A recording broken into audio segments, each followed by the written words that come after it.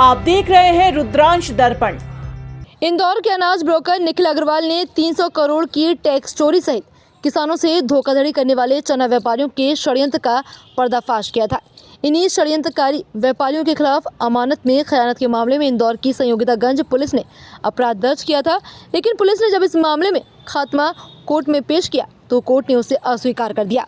जब सबूतों के आधार पर कोर्ट ने खात्मा आवेदन निरस्त कर दिया तो इसे निखिल अग्रवाल की बड़ी जीत माना जा रहा है। अप्रैल 2021 में संयोगितागंज पुलिस ने अनाज ब्रोकर निखिल अग्रवाल की रिपोर्ट पर 18 लोगों पर षड्यंत्र पूर्वक अमानत में खयानत करने सहित अन्य धाराओं में केस दर्ज किया था। मामले में पुलिस ने आज तक किसी भी गिरफ्तारी नहीं की है। इस बीच 3 से 4 थाना प्रभारी तक बदल दिए गए।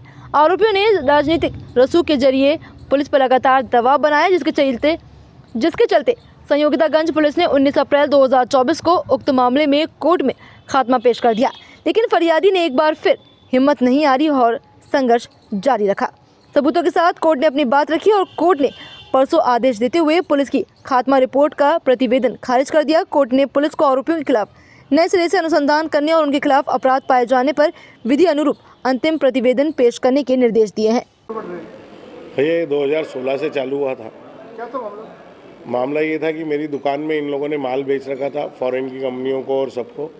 उसकी डिलीवरी जानी थी, उसमें 20-25 करोड़ रुपए का फ़र्क पड़ चुका था, क्योंकि माल बाजार इतने तेज़ हो गए थे और इनको डिलीवरी देनी थी। तो इन्होंने उस रुपए से बचने के लिए मुझे फर्जी तरह से उलझाया और फर्जी केसेस मेरे ऊपर लगाए। कम से कम 8 केस लगाए, जिसमें से 5 या 6 में मैं क्लीन चिट आ चुका हूँ। 2-3 केसेस में फर्जी तरीके से इन्हें चालान पेश किया है, कोर्ट को और पुलिस को मिसलीड किया है। वैसे डॉक्यूमेंट भी मैं पेश कर चुका हूँ, पुलिस ने भी अपनी जांच में ये सब चीज़ें पाई हैं। कई सालों तक कई में मुझे क्लीन चिट मिल चुकी है। कई बॉम्बे के इस एफआईआर में जब ये संयोगितागंज में हुई थी तो बॉम्बे के भी इसमें बयान देखे गए हमारे द्वारा पुलिस के, कि उसमें वो बता रहे हैं कि ये फर्जी डॉक्यूमेंट से निखिल अग्रवाल को फंसा रहे थे, हमने निर्दोष पाते हुए उसे बाहर निकाला है और ये लोग इस तरह से कर रहे थे। उसने पुलिस को बयान दिए हैं, वो बयानों की कॉपियाँ पुलिस द्वारा हाईकोर्ट में पेश की गई है। मैंने भी सारे केस लड़के मुझे जेल तक जाना पड़ा फर्जी केस में, जिसका चोरी नहीं हुई थी ऐसे केस की, उसके भी पुलिस के पास सारे डॉक्यूमेंट आज की तारीख में मौजूद हैं। उन्होंने सारे डॉक्यूमेंट का एक पूरा प्रोफार्मा बना के एफिडेविट 482 में पेश किया हुआ है और उसके बाद इन्होंने उसको गुमराह करके बड़े अधिकारियों को, नेताओं से फ़ोन लगवा के और उसको कागज़ को डायरी में से हटवा के कोर्ट में पेश करवा दिया। खात्मा कोर्ट को हमारे द्वारा वो सारे डॉक्यूमेंट दिए गए, सब बताया गया और कोर्ट ने चालान में भी कई ऐसे डॉक्यूमेंट पाए गए जिससे ये सारी चीज़ें सिद्ध हो रही थी।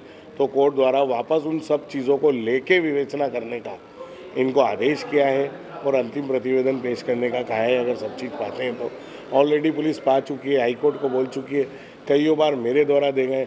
कई अधिकारियों ने इसमें साल भर 6 महीने, साल भर 2-2, 4-4 SP, CSP, DPO सब अधिकारियों ने पाया कि ये सब हो रहा है, ये सब बदमाशी चल रही है।